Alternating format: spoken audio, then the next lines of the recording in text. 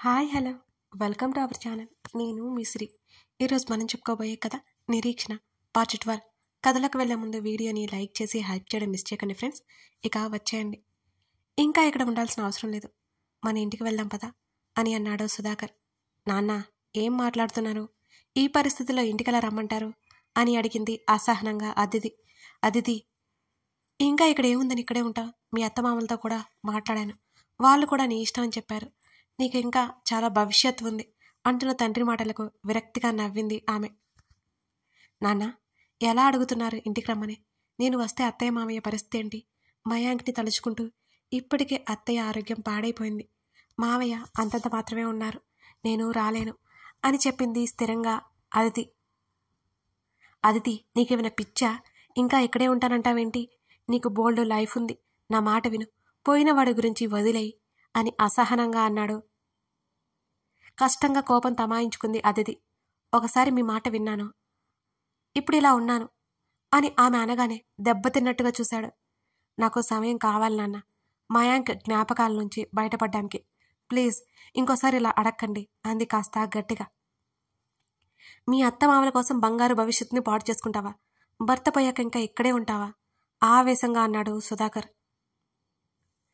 ఇప్పుడు నా కుటుంబం వాళ్ళే కదా, వాళ్ళని వదిలి ఎలా రమ్మంటావు? నాన్న, ఇక్కడ వరకు వచ్చారు, ఇక భోజనం చేసి వెళ్ళండి అని ఇండైరెక్ట్గా వెళ్ళమని చెబుతున్న అదితి మాటలకు కోపం వచ్చి, నిన్ను వీళ్ళు మార్చేశారని అర్థమవుతోంది, ఏదో ఒకరోజు నువ్వే వస్తావు చూడు నీ తప్పు తెలుసుకొని అని అక్కడి నుంచి వెళ్ళిపోయాడు. కనీసం పరామర్శించకుండా వస్తున్న కన్నీటిని బలవంతంగా ఆపుకుని వాళ్ళ మామయ్య గదివైపుకి వెళ్ళింది అదితి.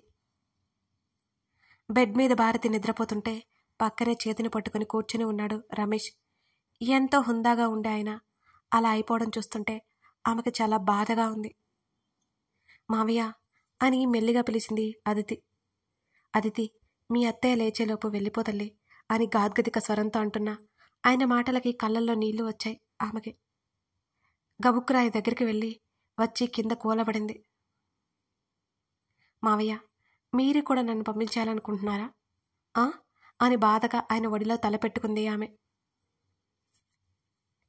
ఇక్కడ ఉంటే నీ భవిష్యత్ ఆగిపోతుంది అదితి, ప్లీజ్ వెళ్ళిపో. నీకింకా బోల్డంత భవిష్యత్తు ఉంది, లేనివాడిని ఎలాగూ తీసుకురాలేము. నువ్వైనా సంతోషంగా ఉంటే మా గుండెల్లో భారం దిగుతుంది.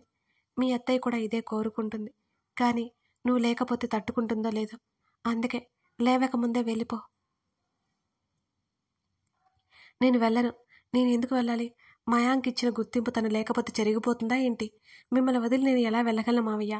మా నాన్న మాట్లాడింది మీరు మనసుకు తీసుకుని మీ మనసుకి బాధ కలిగించింది అని నాకు అర్థమైంది. ప్లీజ్ ఇంకోసారి అలా మాట్లాడకండి, భోజనం చేద్దురు రండి అని అక్కడి నుంచి కళ్ళు తుడుచుకుంటూ బయటకు వచ్చింది అదితి.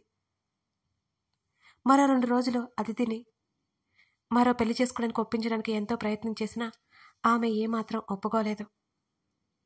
భారతి మాట కూడా వినలేదు. మోక్ష్ గురించి ఆలోచన మరోవైపు, మయాంక్ లేననే బాధ ఇంకోవైపు, రెండిటి మధ్య నలిగిపోతుంది అదితి. మోక్ష్ తనని అర్థం చేసుకుని వెళ్ళిపోయాడని ఆమె అనుకుంటోంది. ఒకవైపు అది సంతోషంగా ఉన్నా చెప్పలేని బాధ కమ్మేస్తోంది తన్ని. పెళ్లి గురించి తెలిస్తే అసలు ఇండియా వచ్చేదా? రాదు. ఆలోచనలో ఉండగానే కాలింగ్ బెల్ పదే పదే మోగుతోంది అదితి. ఆ గదిలో నుంచి ఆమె మెల్లిగా బయటకు వచ్చింది. పని వాళ్ళకి కనిపించలేదు. హాల్లో ఎవరో ఒక అతను అటువైపు తిరిగి కూర్చున్నాడు. మరొక సోఫాలో భారతి కూడా కూర్చొని మాట్లాడుతోంది. ఎవరతను? ఎవరో గెస్ట్ ఇంటికి వచ్చి ఉంటారులే అనుకుని కాఫీ తీసుకురావడానికి కిచెన్లోకి వెళ్ళింది అదితి. అమ్మా అదితి, హాల్లో నుంచి భారతి పిలుస్తుంటే వస్తున్నా అత్తయ్య అంటూ కాఫీ కప్స్తో ఆమె బయటకు వచ్చింది. కాఫీ కప్స్ ముందుకు పెడుతూ తల ఎత్తి చూసింది. ఎదురుగా కనిపించిన మోక్షని చూడగానే ఆమె కళ్ళు ఒక్కసారిగా పెద్దవయ్యాయి.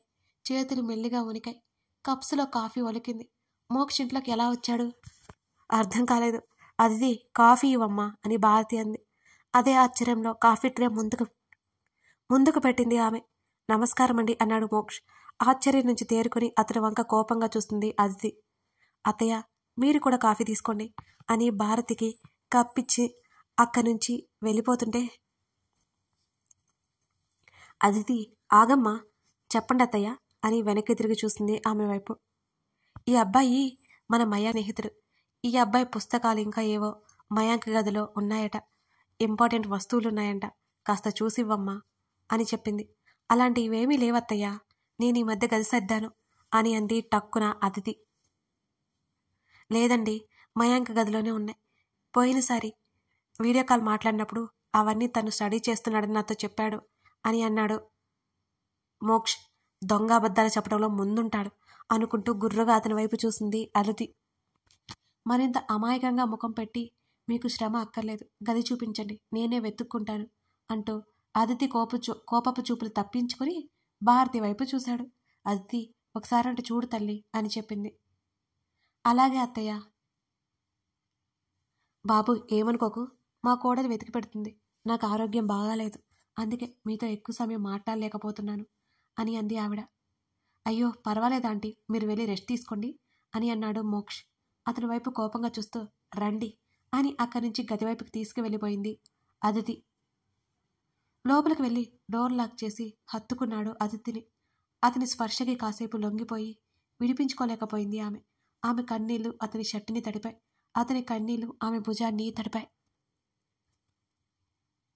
కొన్ని బంధాలను వదిలేసుకోవడం అంత సులువు కాదు కదా, వాటి నుంచి తప్పించుకునే కొద్దీ అవి వెంటపడి వస్తూనే ఉంటాయి. మోక్ష్ వదులు అంది రొంటి పిడికిళ్ళు గట్టిగా బిగించి. బేబీ అంటూ ఆమెను అసలు వదలకుండా పట్టుకున్నాడు మోక్ష్. లీవ్ మీ అని నెట్టేసింది. గబుక్కున కళ్ళు తుడుచుకుంది అదితి. అసలేం జరుగుతోంది ఇక్కడ? నీకు పెళ్లి అవడం ఏంటి, హస్బెండ్ చనిపోవడం ఏంటి అని అడిగాడు అతను బాధగా, ఇంకా అయోమయంగా.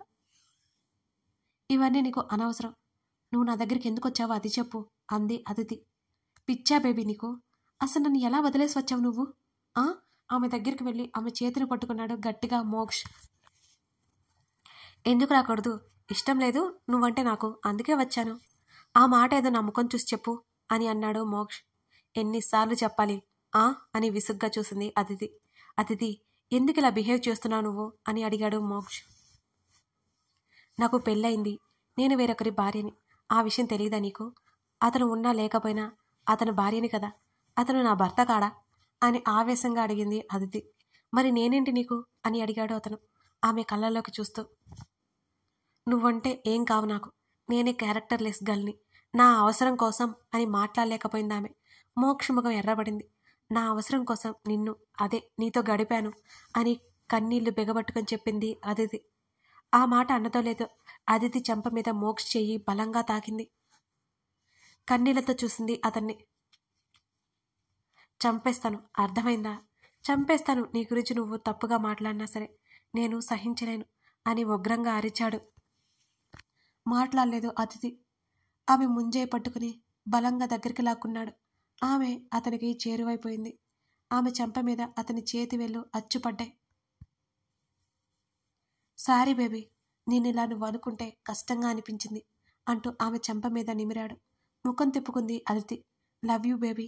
ఆమె పెదవులని ముద్దాడాలని ముందుకు వస్తున్న అతని పెదవుల మీద చేతిని అడ్డుపెట్టి ఆపింది అదితి. నవ్వాడు సన్నగా మోక్ష్. అతని చెంప మీద గట్టిగా కొట్టింది.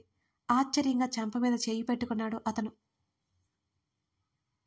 ముఖం చిన్నపుచ్చుకొని చూశాడు ఆమె వంక. వేషాలు వేయకుండా మర్యాదగా ఇక్కడి నుంచి వెళ్ళు. అయినా సరయ్యతో తిరుగుతూ మళ్ళీ ఇలా నా వెంటెందుకు పడుతున్నావు నువ్వు అని అడిగింది.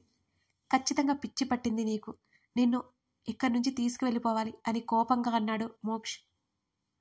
ఉన్నమాట చెప్తుంటే ఎవరికైనా కోపం వచ్చేస్తుంది. నేను చూడలేదా అనుకుంటున్నావా? నువ్వు సరయ్యతో ఎంత దగ్గరయ్యావో నేను చూడలేదా? ఎంతో కష్టంగా మాటలు అన్నది. చిచి, ఏం మాట్లాడుతున్నావు బేబీ నువ్వు? ఆ అమ్మాయికి దగ్గర అవడం ఏంటి? నేను దగ్గరైంది కేవలం నీకు మాత్రమే అని ఆగి, ఒక్క మాట అడుగుతాను, సమాధానం చెప్తావా అని అడిగాడు మోక్ష్. మౌనంగా చూసింది అతన్ని. నేను అడిగిన దానికి సమాధానం చెప్పు, నేను ఇక్కడి నుంచి వెళ్ళిపోతాను అని మోక్ష్ అన్నాడు. అతను వెళ్ళిపోవడం మనసుకి ఇష్టం లేకపోయినా ఏంటది అని మెల్లిగా అడిగింది. మనస్ఫూర్తిగా నాకు దగ్గరయ్యావు కదా, ఇంకొకరిని ఎలా పెళ్లి చేసుకున్నావు అని అడిగాడు ఆవేదనగా మోక్ష్. అతని కళ్ళల్లో కనబడుతున్న బాధకి కన్నీళ్లు ఉబ్బికాయ అదితికి. ఎంతో కష్టంగా కన్నీళ్ళు ఆపుకుని, నాకు మనుషులను మార్చడం చాలా ఈజీ అని నిర్లక్ష్యంగా అంది. మరొకసారి ఆమె చెంపని తాకబోతున్న అతని చెయ్యి వెనక్కి తీసుకున్నాడు మోక్ష్ ఎంతో కష్టంగా. ఎందుకు? స్వచ్ఛమైన నీ క్యారెక్టర్ని నువ్వే చంపేసుకుంటున్నావు ఎందుకు? ఎందుకు ఇలా చేస్తున్నావు? ఆమె భుజాన్ని పట్టుకొని ఆవేదనగా ఊపేశాడు. అవన్నీ అడగడానికి నువ్వెవరు? అంత కఠినంగా మాట్లాడుతుంటే ఆమె గుండె రంపపు కోతకు గురవుతోంది. అసలు మీ తాతయ్య నాయనమ్మ ఎక్కడా అని అడిగాడు. మోక్ష్, సీరియస్గా చెప్తున్నాను, నా విషయంలో ఇన్వాల్వ్ అవ్వద్దు. నువ్వు ఆల్రెడీ పెళ్ళైపోయిందని చెప్తుంటే అర్థం కాదా నీకు? ఇంకా ఎందుకు నువ్వు నా వెంట పడుతున్నావు అని ఆవేశంగా అరిచింది. ఎందుకంటే నువ్వు నా దానివి కాబట్టి, నా సొత్తువి కాబట్టి అని కోపంగా అన్నాడు మోక్ష్. ప్లీజ్ మోక్ష్, నీతో ఉండడం నాకు ఇష్టం లేదు అని ఒకవైపు చెప్తున్నా, ఎందుకు ఇలా మొండిగా ఉంటున్నావు నువ్వు? వెళ్ళిపో, నా దగ్గర నుంచి వెళ్ళిపో, ఇంకెప్పుడు నన్ను కలవకంటూ చేతులు జోడించింది అదితి. ఆమె చేతులను తన 2 చేతులతో పట్టుకుని, నువ్వు కూడా ఇలా ఉండకు, ప్లీజ్ వచ్చే నాతో, నేను అందరితో మాట్లాడతాను అని అన్నాడు మోక్ష్. ఒకవేళ నా హస్బెండ్ ఉంటే నువ్వు ఇలా మాట్లాడేవాడివా? సూటిగా చూసింది అతని వంక.